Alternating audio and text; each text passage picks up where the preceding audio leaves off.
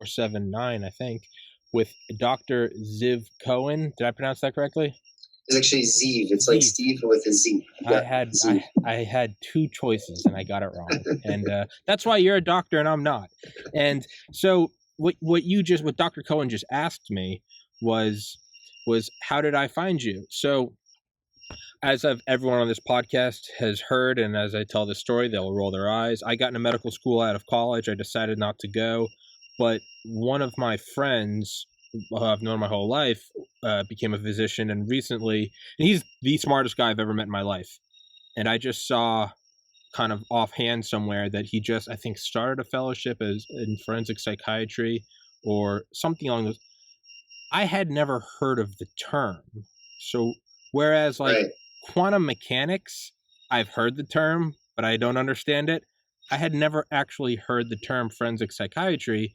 And seeing as how the smartest person I know chose that, I was like, well, that's okay. What is that? So how did I find you?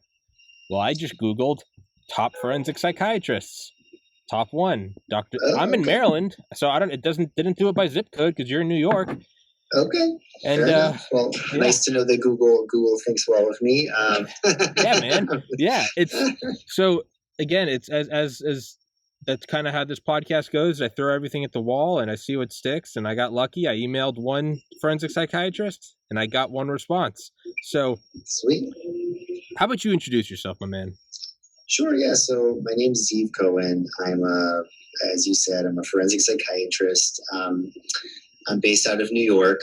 I do both clinical psychiatry and forensic psychiatry. So I'd say about 70% of my time is really taken up with direct patient care. So I have a busy practice in psychiatry.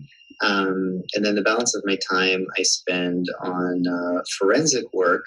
I also do some teaching at Weill Cornell Medical College in New York City. And I teach forensic psychiatry there to psychiatry residents and also to forensic psychiatry fellows. And then I have a practice in forensic psychiatry. So that's pretty much what I do. Yeah, and it's all fascinating to me. I again, as everyone on this podcast has heard, in 2014, I lost my oldest sibling to suicide, and I kind of went crazy after that, which I think is probably the natural response. And long story short, I ended up seeing a psychiatrist in New York. I'll leave that name blank for their own privacy. And then I also, and I think part of the reason probably why I got into medical school and why I've done close to 500 podcast episodes is I learned that I had clinical OCD, and I actually did it at Mount Sinai. I did behavioral therapy. And my God, if that didn't change my life. But to me, it's so complicated. The mind is so complicated to me. And so when applying to like medical school and stuff, I wanted to do anesthesiology. I thought pharmacology was really cool. I shadowed surgeons and things, and that was interesting. And I saw psychiatry, and I didn't really understand it. And to me, I kind of looked at it more as like, unless it's pharmacology or psychopharmacology, I was like, I can't really grasp it. It doesn't seem like a tangible thing. But then the most pronounced and most effective healthcare I've ever received in my life was in the form of psychiatry. But I'm rambling like a moron, and I told you I was going to read your resume. Dr. Ziv Cohen, MD, is a clinical assistant professor of psychiatry at Weill Cornell Medical College and on the medical staff of New York Presbyterian Hospital, both in New York City. You obtained your medical degree from Albert Einstein College of Medicine in New York. You completed your residency in psychiatry at Weill Cornell Medical Center and New York Presbyterian Hospital. And you completed research and clinical fellowships in forensic psychiatry at Columbia College of Physicians and Surgeons, which is insane. So now if you can't tell, I kind of make up the podcast as I go. What is forensic psychiatry? Sure. So forensic psychiatry is that part of psychiatric work where you're interfacing with the legal system. So that's what we really do as forensic psychiatrists, and we can do it in a variety of contexts.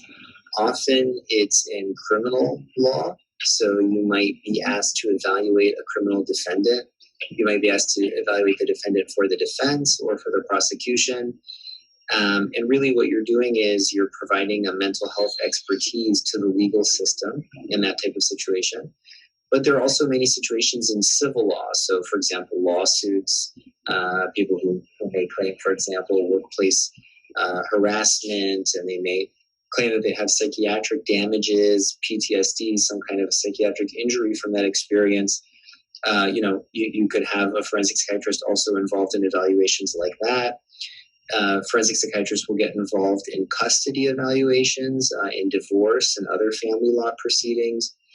And then because forensic psychiatrists are frequently doing risk assessments, we often get consulted in a variety of settings, even if it doesn't have a direct legal application, to do a risk assessment. So, for example, I've done risk assessments for the NYPD or for the school unions if they have a teacher that may have behaved in a way that was unusual or concerning and they're not sure whether that person is safe to have in the school.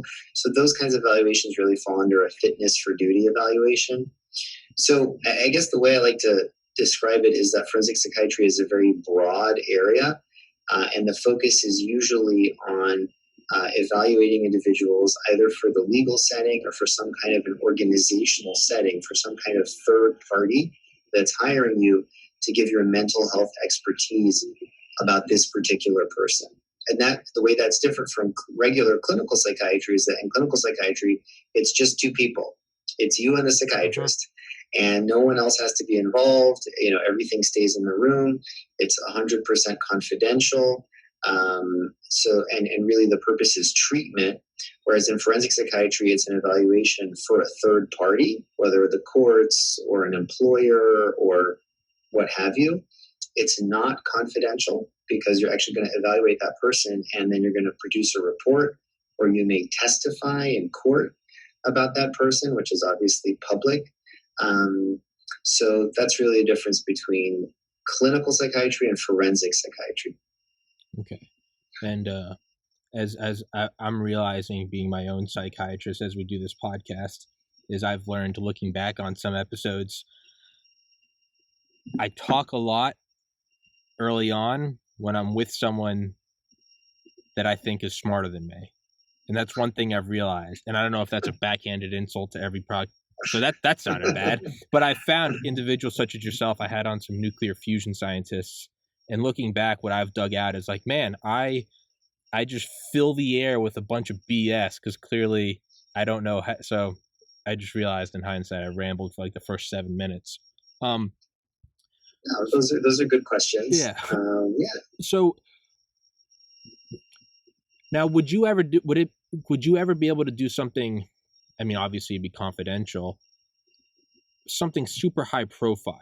Like in my mind, I'm thinking like, I don't know, individuals tasked with like nuclear armaments or high level like CIA or something. Is there anything where they have to be? Obviously, there's background checks. Obviously, they do lie detection.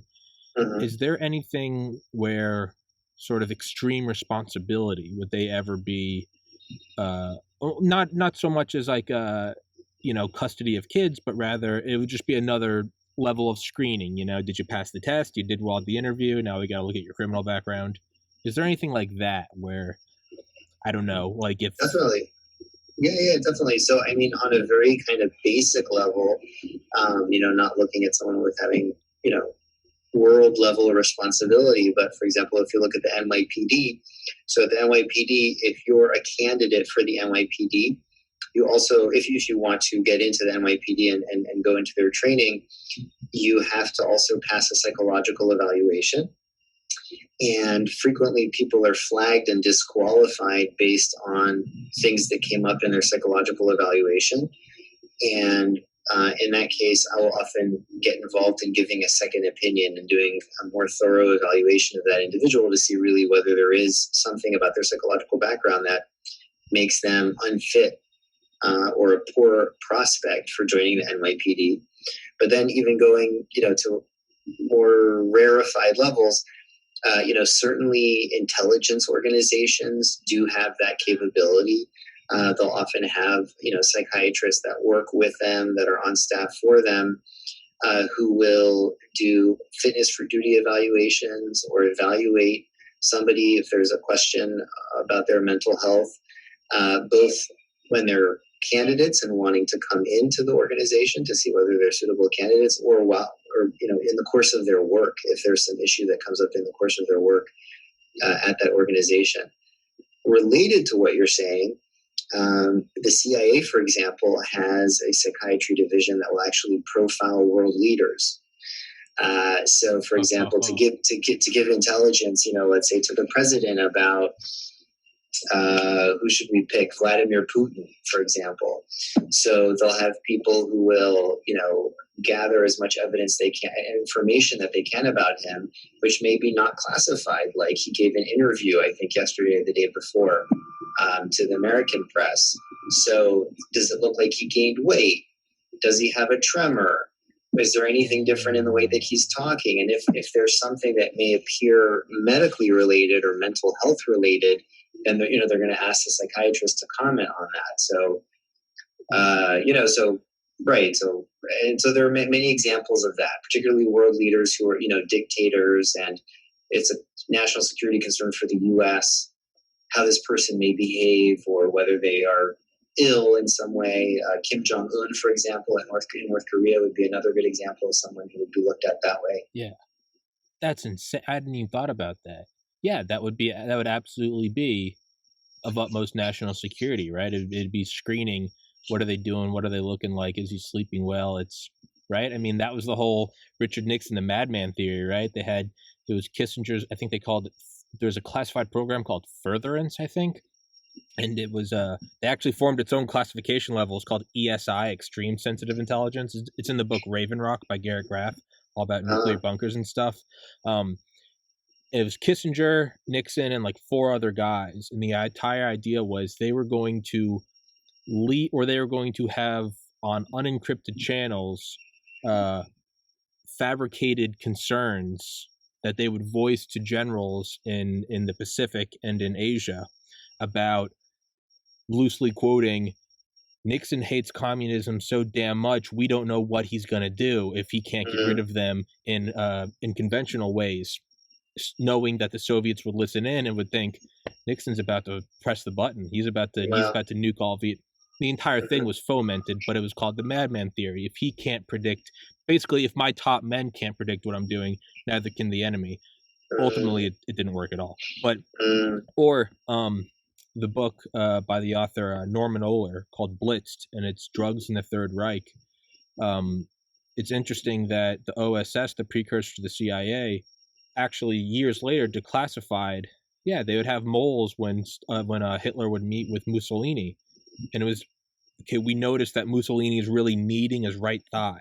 What is that? Did he sleep well, or is it a nervous tic? Hitler notice how he never puts on his glasses anymore. Well, what is that? Is it Parkinson's? Is it neurodegeneracy? What is he using?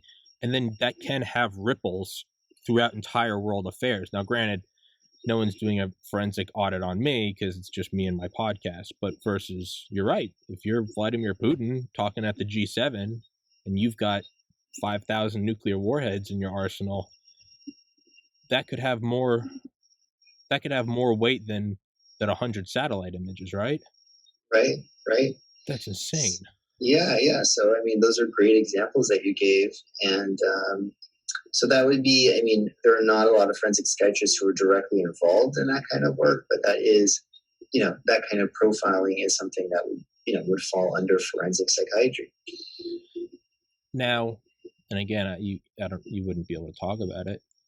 Would you ever be like, hypothetically, would you ever be contracted in like corporations where like they have headhunters, right? And they're, trying to get new guys.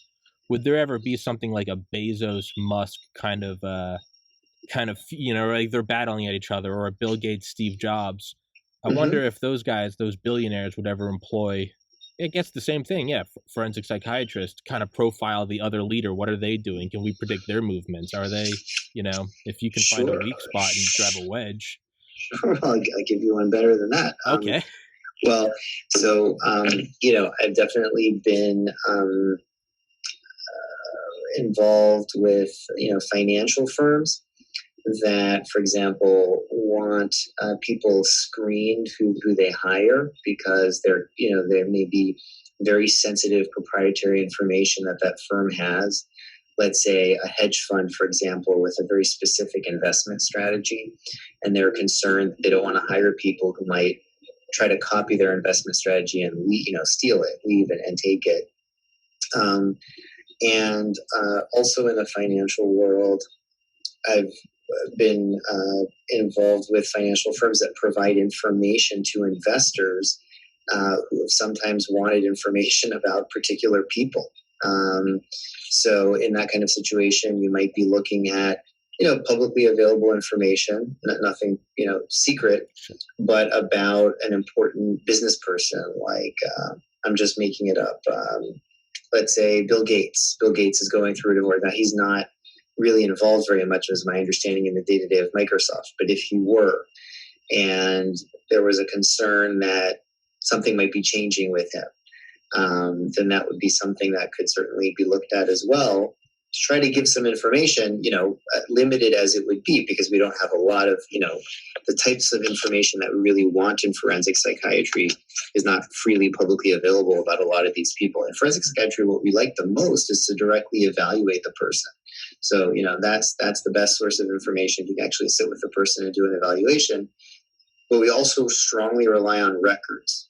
So if this person was ever hospitalized psychiatrically or had psychiatric treatment, if we have any other medical records, anything at all about the person, we love talking to collateral sources. So, in regular psychiatry, you don't do much of that. You don't do much of talking to, you can do a little bit, you might talk to the wife of your patient to get more information. But in forensic psychiatry, we will, talk to employers or business partners, family members, friends, anyone who can give us an insight.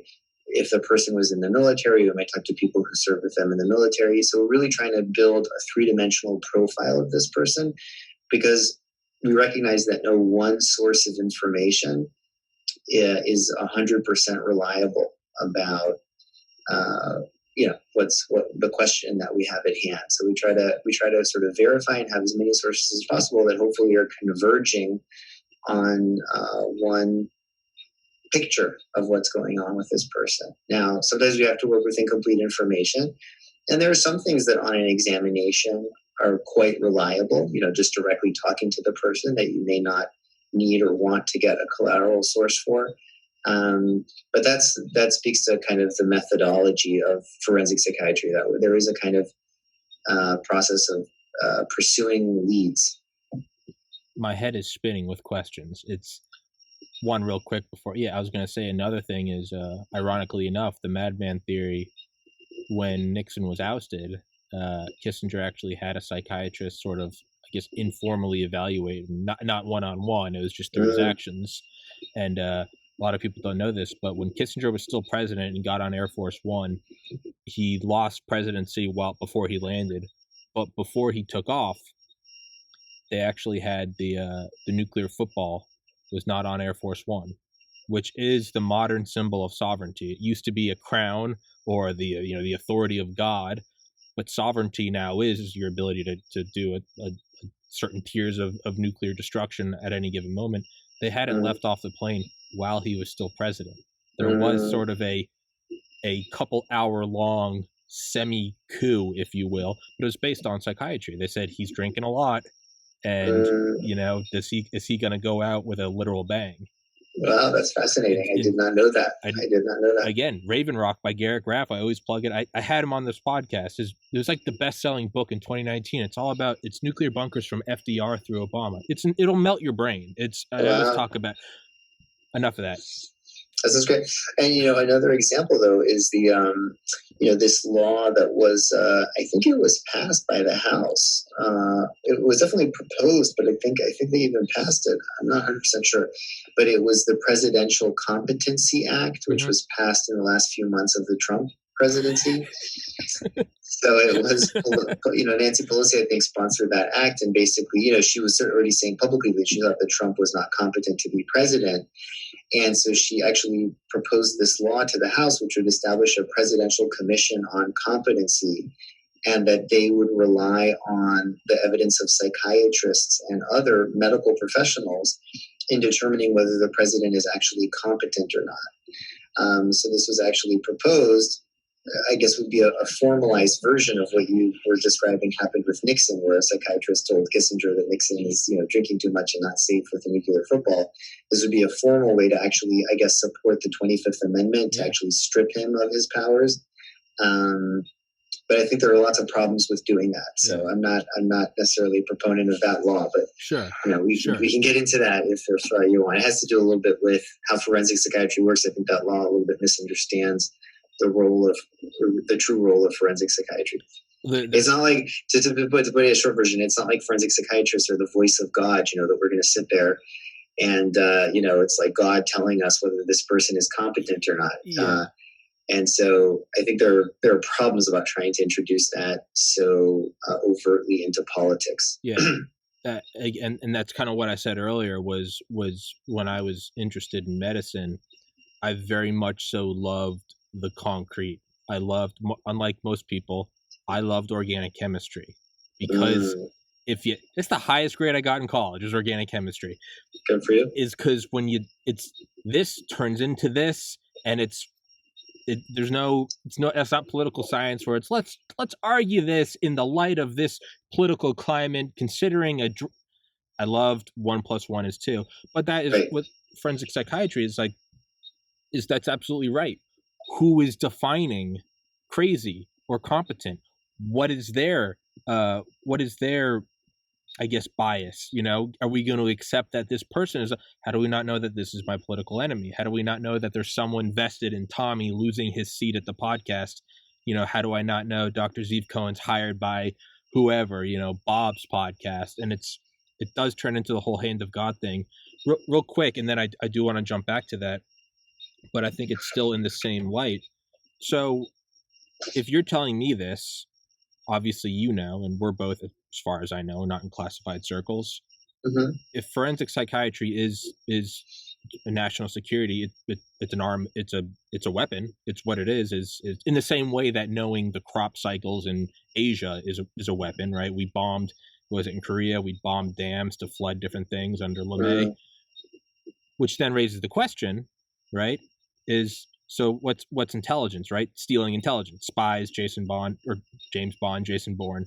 Right. Then another author I've had on here talks about James Jesus Angleton, the head of counterintelligence under Kennedy and LBJ, all about stopping the stealing of information. So what is that question raises? Is there defensive forensic psychiatry? Does the presidency come to you and say, we're picking apart Putin's speeches at the G7? Does the Biden administration come to a Dr. Ziv Cohen and say, coach me, because I am having whatever problems in my marriage. I am worried about something in the homeland that the Russians don't know about, but they can read my body language, and they're thinking there's something wrong with the Americans. Can they come to you? Basically, this is a long-winded way of saying, can you teach them a poker face? Look, I think that, definitely, psychiatric and psychological expertise are, useful to people in a range of professions. And so I think that your idea is just totally brilliant. And I think that, there should be a resident psychiatrist or psychologist in the White House, or someone that the president easily has access to think about these kinds of issues. I don't think that there's any formal structure for that. It's a great, fascinating question whether any sitting president has actually met with a psychiatrist, during their presidency or not. But I think that, if cops can benefit from psychological expertise, if intelligence organizations can, if courts can, I see no reason why a leader couldn't, a political leader. Of course, it's a sensitive question, right? Because to work with a psychiatrist, whether clinically or with a forensic psychiatrist or organizational psychiatrist, however we want to define it, you have to tell the psychiatrist some things. Yeah. So it involves some self-disclosure. And of course, that creates all kinds of intelligence concerns and everything like that, and probably has the potential to get people a little bit nervous, that you have somebody who's not an elected official who might have potential influence on the president. Yeah. So I think it's a fascinating question, but I mean, I do think your point though just makes the argument that if people can benefit from psychological expertise in all walks of life, and is it really makes sense to say that there's one person who shouldn't, that a leader shouldn't, and could it not have a positive effect on our public life if we had folks who had that kind of access? Well, it's I mean the whole intelligence aspect. So I don't think you'd even be able to apply for the job, right? Because that would imply an interest in the power. You'd have to be cleared, and they might go through 1,000 and they find like, man, Dr. Ziv Cohen is the most bipartisan guy, and they find you and they say your country needs you, and you're like, who are you? National security, and you're like, all right, like. I mean, look, there is the White House physician, right? Yeah. And I would not be surprised if the White House physician doesn't perform that function to some extent in terms of counseling people. Doctors do, regular doctors, primary care doctors do provide psychological support, psychological counseling. Of course, the White House physician is not going to say, Mr. President, that's a nervous tick, and the other side is going to be able to notice. That's probably going to be beyond something that they would talk about. Yeah, well, not that they would publicly disclose, but I mean, you got to think like, who was the admiral of that aircraft carrier who publicly said we need to bring it back to port because soldiers are dying from coronavirus. But then the military, because he broke the golden rule in the military, and it's do not discredit leadership or appear weak. So they said, you're relieved of your command because you're giving the enemy, you're giving them intel on, okay, this ship is out of commission. The same way at Area 51, Groom Lake, how in the 80s we actually had, and this is in Annie Jacobson's book, Area 51, we actually had lasers that we were timed for when Soviet satellites would come over.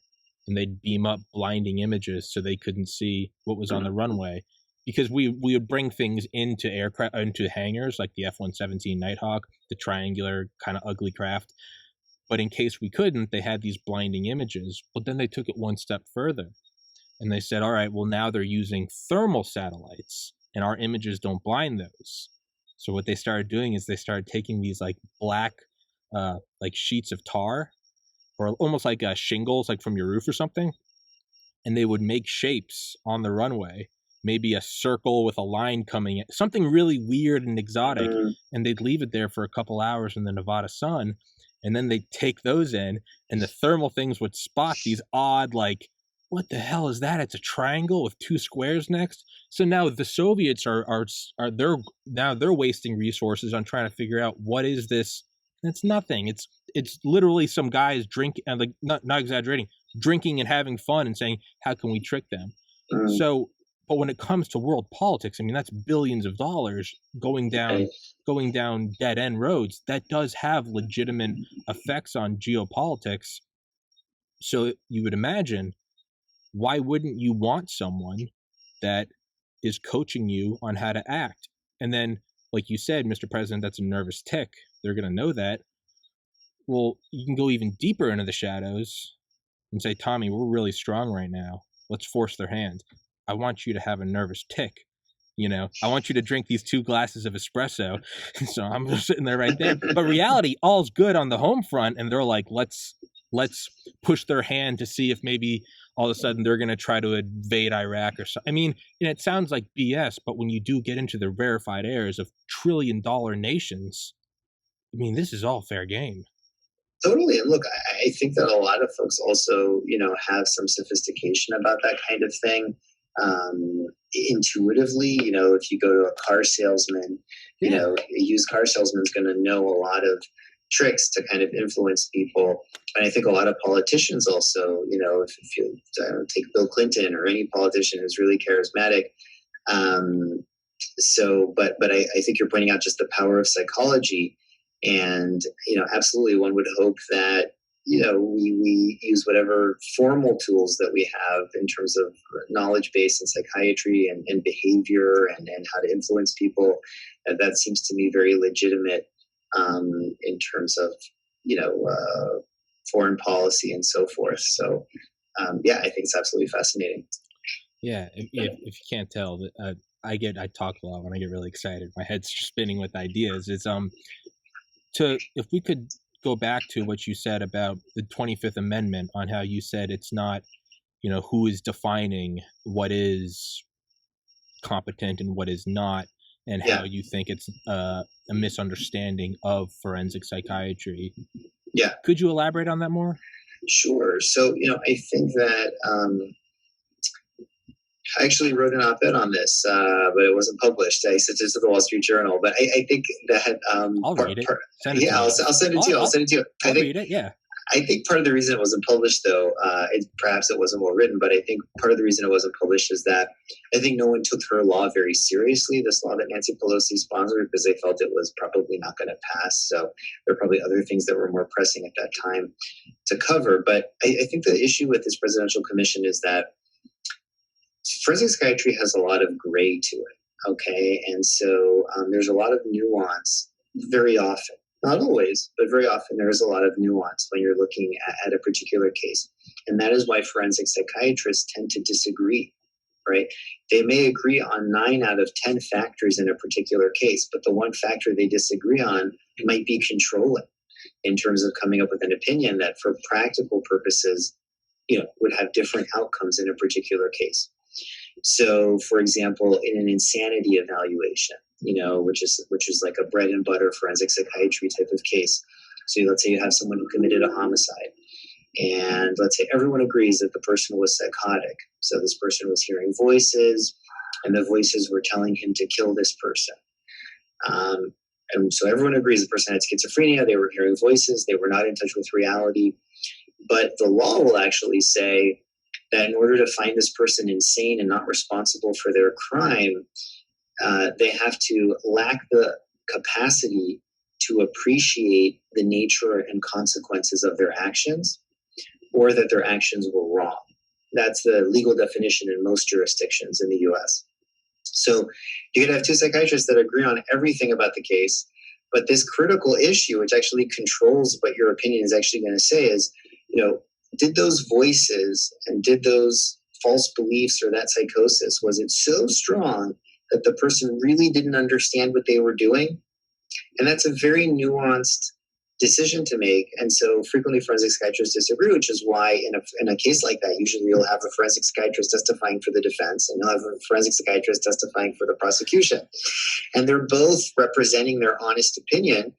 And I think the beauty of our legal system is that we let the layperson decide. It's actually the expert's not the one who decides. The expert simply gives an expert opinion, and the jury, a jury of your peers, they have to listen to all this information, and they have to decide based on all the information that they've learned.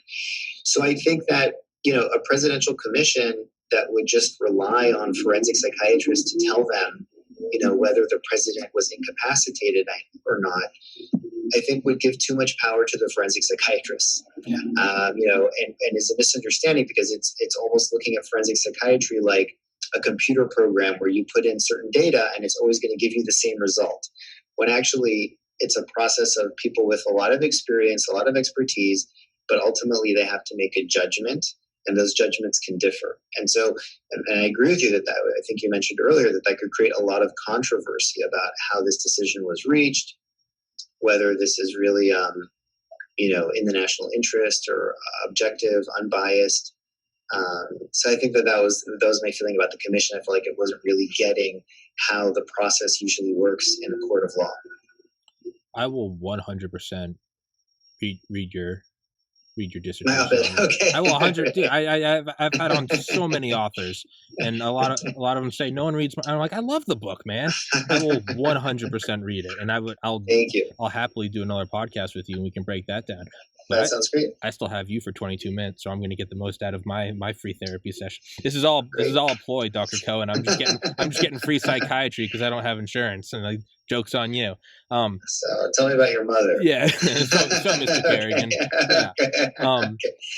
So yeah, because you're right. Because is that a national security, or you can is it, well, who's commissioning it? Is it Nancy Pelosi? Does she choose the and in turn, does Trump get to say, well, how do we not know she's insane? Does the whole thing just devolve into politics where it turns into a World War I trench warfare of forensic psychiatrists saying they're crazy? Well, their crazy claim is crazy, and we're right back at like the Cold War. Sure. So I don't know if you saw that book that came out, I think, very early on in Trump's presidency. It was called something like The Dangerous Case of Donald Trump. So this was a book that was edited by a psychiatrist. I think she might be forensically trained, but I'm not sure. I think she may just be a general psychiatrist at Yale. And she edited the book. I think she got like 20 to 30 psychiatrists to write it with her. And they were essentially making the argument that this was very early on in his presidency, that based on what we knew about Trump, he was not fit to be president, that he was unstable psychiatrically, and he was not fit to be president.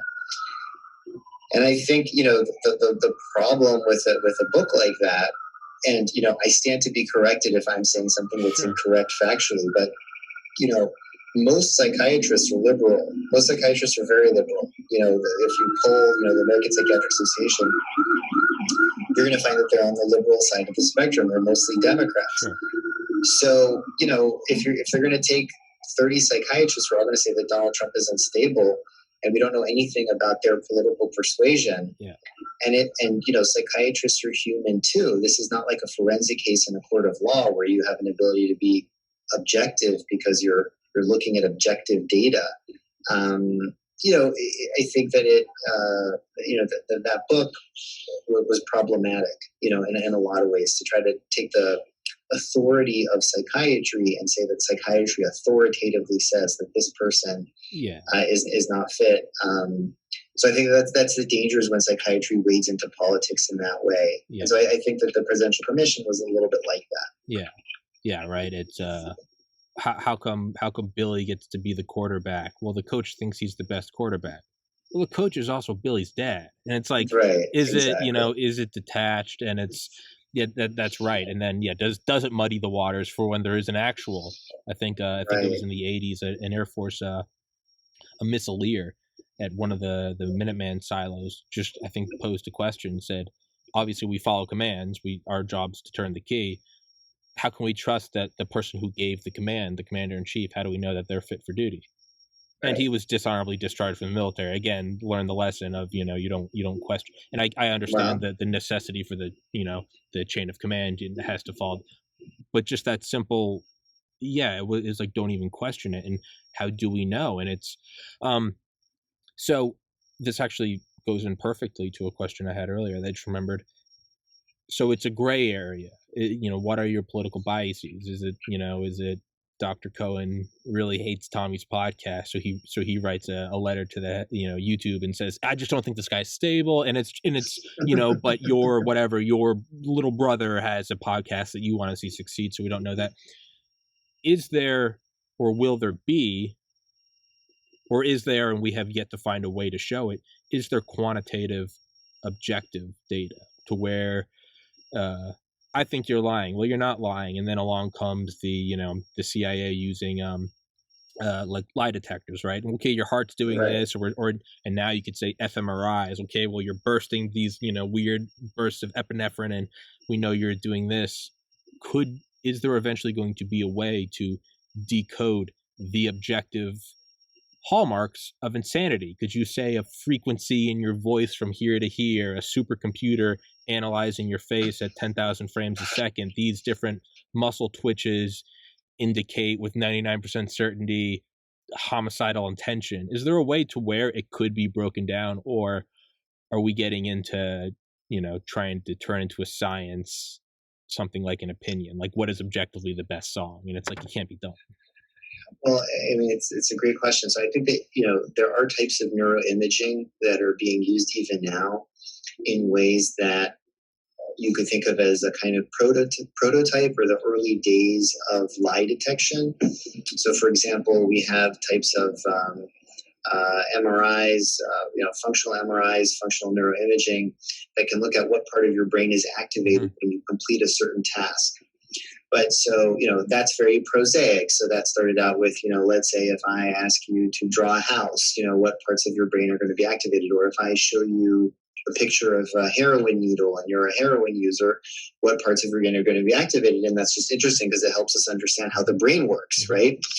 But you can use that technology to determine with some probability whether someone is lying, because you could ask them a question and look at which parts of their brain were activated, and you would get a sense were they imagining, were they in their visual cortex, did they have an image of a chair, or did they have an image of a car? There are certain kinds of experimental situations where those kinds of things have been elucidated with neuroimaging. So you could imagine that being taken very far in a way where you could put someone in a scanner and ask them a lot of questions and determine with some probability what's going on in their brain. But that is in the future. It's not something that I would expect, even in the next 10 years. But the other thing it's important to say about, but I think that there are people who have that ambition, and I think that, we could well see psychiatry moving in a direction like that in certain contexts. But I think the other thing that's important to remember about forensic psychiatry is that we usually deal in probabilities with forensic psychiatry. So, in forensic psychiatry, even if I say that person was legally insane and should not be held responsible for their actions, I'm saying it to a reasonable degree of medical certainty. So the question is, well, what is a reasonable degree of medical certainty? And there's no precise definition, but it's definitely not 100. Mm-hmm. It's probably not even 90. The best definition that I've heard of reasonable degree of medical certainty is the same medical certainty that I need to actually diagnose and treat someone. So if someone comes to the emergency room and they're hearing voices and they're paranoid and agitated, and their urine toxicology is positive for PCP, I am pretty confident that this person has acute PCP intoxication, and I'm going to treat him on that basis. But there's a long list of other possibilities. The PCP positivity could be incidental. So, it's more probable than not, or it's the probability to the degree that I'm confident enough to treat the person on that basis. So in forensic psychiatry, if I say, in another context, for example, if the court is asking, what's the risk of recidivism in this person? This person committed a sexual assault. What's the risk that this person will commit another sexual assault? So we have a certain methodology to try to answer that question. But really that methodology is going to tell you whether the person is high risk, moderate risk, or low risk. That's what it's going to tell you.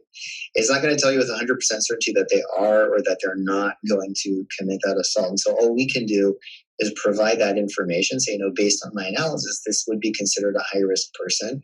Ultimately, the court will then have to make a decision, taking into account that expert testimony. So, to kind of get back around to answering your question about, how concrete or how scientific can we get, I think at the end of the day, even if we get to the point we're dealing with neuroimaging, we're really just dealing in probabilities. Mm-hmm. So that I think will always be important to explain, to courts and to people who use this data, kind of in the same way that when you use DNA evidence in a criminal court, usually the laboratory scientist spends quite a bit of time explaining to the jury how it works.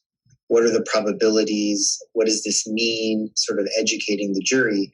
And I think that that's important, in any type of expert testimony. It's like electron cloud psychiatry.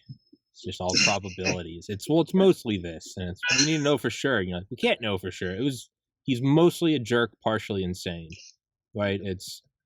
Because then who's the kid that, what was it? The Parkland shooting in like 2 or 3 years ago. Sure, yeah. That kid that killed 17 people. He takes a video like the morning of, and it's him saying what he's gonna do, and he's kind of smirking about it. But there's also a video of him right after he's detained, and he's in like the jail cell, and he's chained to like the floor, and they have a guy go in there, and he's talking, and it's like a 10-hour video, but he goes in there and he's talking to him. And you can see him kind of like changing his answers based on like, so the guy's like, were you hearing voices? And he was like, yeah. He's like, were you hearing one voice or multiple? Like were you hearing one or was it 2+? And he goes, just one. And the guy goes, well, well, if it's less than 2, then it can't be insanity, and like you might be charged with the death penalty. He was like, actually, it was 3, and then so they're going through this whole thing, and then after like an hour, the guy goes like, by the way, like, I'm just a cop, I'm not a psychiatrist, and the kid completely changes again, but it was all about to try to figure out what was he, what is he about. So one of the things there is detection of malingering, which is when people are pretending to be crazy or pretending to have some kind of a mental illness, and that's also, I would say, part of the expertise in forensic psychiatry. We have different approaches to doing that, but it can be challenging at times. It's that person is a pretty unsophisticated malingerer, the way you're describing him, but sometimes people can be pretty sophisticated about it. So. It can be a challenge. I mean, I guess if you were like a billionaire doing some fraud or something, you could hire a forensic psychiatrist and be like, coach me to be insane or something. I don't know. But now, is there ever been something like covert forensic psychiatry? Because I can only imagine that there is a placebo effect on I'm being analyzed. Now I got to be this and I got to be that and I got to. For me, whenever I was talking to my psychiatrist, the only effect it ever had on me was I could just be even more open. I could dig, and that allowed me to dig deeper than I thought was possible. But let's say it's not this beautiful dispensing of medical care and upholding your Hippocratic oath, but instead are we trying to find a guy? Is this guy? Can we? Because again, when you get into like a $1 trillion corporation like Amazon or Apple, and they're looking for maybe their next CTO or some shit, you wouldn't want to just bring them in and say, here's a forensic psychiatrist and he's going to make sure that you're not like a psychopath who's going to screw over the country, because that has now an effect on the guy being analyzed. Is there such, covert forensic psychiatry? Would it just be he doesn't know he's being looked at, but all of a sudden there's a new guy in my country club named Dr. Ziv Cohen, and he's an orthopedic surgeon, and he's always in the sauna the same time I am. He's a cool guy. We've been hitting up. In reality, you're getting him and his guards down, or you wouldn't even be Dr. Ziv Cohen. You just be like, "What's up, man? I'm Ziv. I'm the janitor." Just like. Yeah, no. So it's a great question. Forensic psychiatrists, we are physicians, and so in that regard, we're bound by the Hippocratic oath. So we have certain ethics. Now, actually, what I said is not completely true. Physicians are bound by the Hippocratic oath. Forensic psychiatrists, traditional medical ethics don't always work well in the forensic setting. For example, traditional medical ethics say, do no harm. First, do no harm. But if I'm evaluating someone, let's say if he's competent to be executed. So in the U.S., you actually have to be competent to be executed. You can't execute an insane person. That's unconstitutional, according to the Supreme Court. So if I'm evaluating someone and I find that he's competent to be executed, I'm harming him, right? He's going to be executed because I found him competent. So the traditional medical ethics, which include, do no harm, beneficence, that is, do good, and so forth, those medical ethics don't work well in forensic psychiatry. So we have a different set of medical ethics, or a different set of forensic ethics that we use. But one of the components that we do adhere to is autonomy, which means informed consent. So we don't examine people without their consent. Now, there are some exceptions to that, but they're rare. So you wouldn't really have a forensic psychiatrist be like a case officer and, gleaning information. Now, a forensic psychiatrist could rely on that data, though. Okay. So let's say if Apple, has spies who are spying on Jeff Bezos, and then they, for some reason can convince Jeff Bezos to sit for an examination, the forensic psychiatrist could look at all that spy data and keep it in mind when they're asking Jeff Bezos questions, or conceivably they could look at that data without having an opportunity to talk to Jeff Bezos, but try to just give the best, assessment that they can based on various intelligence data that's available.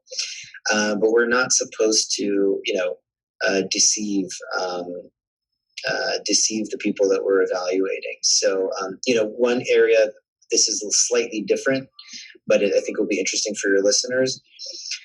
So, for example, after 9/11, there were enhanced interrogation techniques that were used on terrorism suspects, Taliban and Al-Qaeda. And psychologists were very much involved in developing those enhanced interrogation techniques. And you're smiling. Yeah, right. You're smiling. Two famous doctors, right? Right. Well, they were psychologists. They were not physicians. And as you're probably aware, they were censured. In fact, the American Psychological Association came under some disrepute or got bad press because it was felt that they were allowing their members to essentially engage in torture, in training, intelligence personnel about how to torture detainees, and that, psychologists are part of the healing arts. So there was the argument that that's not really ethical for psychologists to be doing that. So thankfully, the American Psychiatric Association was sort of ahead of the curve on that. And they very early on after 9/11 said that it's not ethical for physicians to be involved in interrogations. We're not even supposed to be present in interrogations. So, I think these kinds of ethics, they put some limitation on forensic psychiatrists, but I think in the long run, it's good for the profession. And so it means that when you're operating as a forensic psychiatrist, you always have to ask yourself, what are the ethical boundaries of what I'm doing? Because that's important. Yeah, I mean, who would be able to construct a better torture method than someone who understands the working of the mind? But then you get into that real hazy area of the greater good. And could you say, yeah, you're supposed to do no harm, but you're in New York. Maybe today is September 12th, 2001, and the CIA goes, "Do you want to come help build our torture program?" And you're going, "Hell yeah." I mean, maybe but you do have those conflicting interests, right? When the Mossad kidnapped Adolf Eichmann from South America, the what is it? The guy there's a famous term for him. It's whatever it was, but he basically Eichmann was the mastermind, wasn't he? The Holocaust, of the Holocaust. He basically, there's a word I'm missing. I'm just having a brain fart. It's not important. He constructed the entire how should the final solution be carried out. And when he was brought back, I don't know if you've ever read that story about how the Mossad kidnapped him. It's insane, but they brought him back to Israel. And you can find the images of him when he's on trial. He's in this bulletproof cube, and there's guards on the outside and guards on the inside.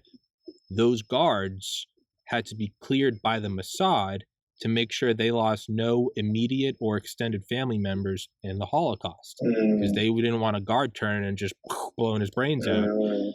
And that's kind of the antithesis of what I was saying, is that would be the opposite, right? If maybe the psychiatrist could consciously clear you for a CIA program if you didn't lose anyone in 9/11 versus you're hot under the collar and it's the next day and you're going, rah, rah, let's do it. Yeah, and then I don't know, and then it's the CIA. They'd be like, no, we want the angry one. I mean, they're there to apply pressure. So, yeah, I don't know. We're kind of getting off into the weeds. Real quick, last question, and then I'll email you because I do want to do another one with you. I want to read your op-ed. Sure, yeah. So I taught myself graphic design several years ago, and now whenever I look at stuff, I notice I almost can't enjoy other things because I look at it, I'm like, oh, that part's pixelated, or I'm like, wow, that's really good. That guy, whatever, just like a real snooty asshole, right? Just like this, that, and the other thing. When I listen to YouTube videos now, I'm like, that guy's got great audio. He's got these things. Like, okay, can you ever turn it off? Or when I imagine in your mind, this is why I'm not a psychiatrist. I imagine it's probably like Iron Man. He's got the heads up display, it's analyzing everything. When you talk to anyone like me, is it just subconscious? Do things start just popping up like this, that, where you may not even be intending to? Can you turn it off? Or I think it's a great question. And I think exactly like what you said with, graphic design, I think anyone who sort of develops a certain expertise in something, there's some automatic thinking and pattern recognition that's happening either out of your awareness or in your awareness. So I think that it probably is always a little bit in the background, but, you try to have a sense of humor about it. And and not read too much into things. Like if your neighbor is doing something that's annoying you, and not start profiling your neighbor and saying, he's a sociopath, that's why he's doing that. But yeah, I think in a way it kind of enriches your life, because it gives you a way of looking at, the people and the things you experience, but always taking it with a big grain of salt and a lot of humility, because, there are things that we know, but there's a lot that we don't know. So yeah. It's I've had some Delta Force guys on my show before, and I was actually had and they worked for the CIA, and they talk about the background checks and the forensic stuff they do on them. But I remember asking him, I was like, I had the pleasure of meeting them and go to like a shooting range, and of course, these guys are like, most Secret Service guys, I could be wrong, are like ex-Delta Force. These guys are the tip of the, and then it's me like, yeah, pull the trigger, right? And there's, right. Hold it sideways. And they're like, no. But I remember asking them, I'm like, can you guys like turn it off? Like, do you at all times are you, and they're like, like, without even thinking about it, if you just watch their eyes, if you talk to them, they're never just always, it's just looking every couple seconds, looking at like the woods, looking at like tree lines, looking at, and I'm like, now again, I'm sure to them it's reflexive, but it's almost like you can't turn it off. But yeah, I guess you're right? You can't, you're there in a bathrobe with coffee looking through your blinds, and you're like, he's mowing his lawn for the third time today. And, your wife's just like, get back in bed. And you're like, he's a Russian psycho. And you're like, all right, honey, all right. But I think you're with these Delta Force guys. I think you're touching on two really good things. One is training, right? So training really, it trains you. It turns on certain behaviors in you that are difficult to turn off. They become habitual, and that's the purpose of training. And Delta Force people definitely have that, to the T. But then also, of course, it makes me think about PTSD. So I've evaluated a lot of veterans, and I, was in the Israeli military actually as a psychiatrist. You were? Yep. That's badass, man. Yeah. So, it makes me think a lot about PTSD when I hear a guy who's, just standing on the corner of his neighborhood and he can't stop scanning the environment. It makes me think about someone who was, blown up in Iraq or something like that. And, Yeah. Real quick to touch on that. I remember asking them, right. And they actually said, no, guys in their field, they don't have PTSD, because he goes, we go out in the middle of the night, he goes, we're the predators, versus if you're just a soldier on patrol day in and day out for 300 days and you never know when the IED's going off, those are the guys with PTSD. And they said they feel for them. They said what we do, they go, no, they sleep like a baby.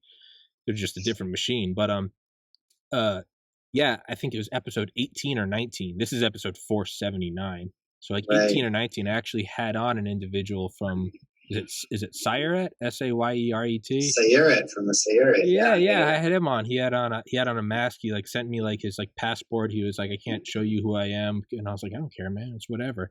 But yeah, that was one of the most fascinating guys I've ever talked to. You were in the Israeli military? Yep. That's so cool, man. That's so badass. Yeah. That is, dude. That's badass. Well, it was as a psychiatrist, so I'm not claiming that I was doing what the guy in the Sayeret does, but it was definitely very enlightening, very interesting. I learned a lot. It was cool, and I think very good training to be a forensic psychiatrist.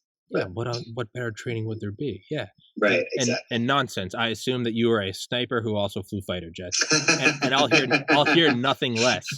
Okay. It's 3:02. I kept you 2 minutes past, so I am a liar and cannot be trusted.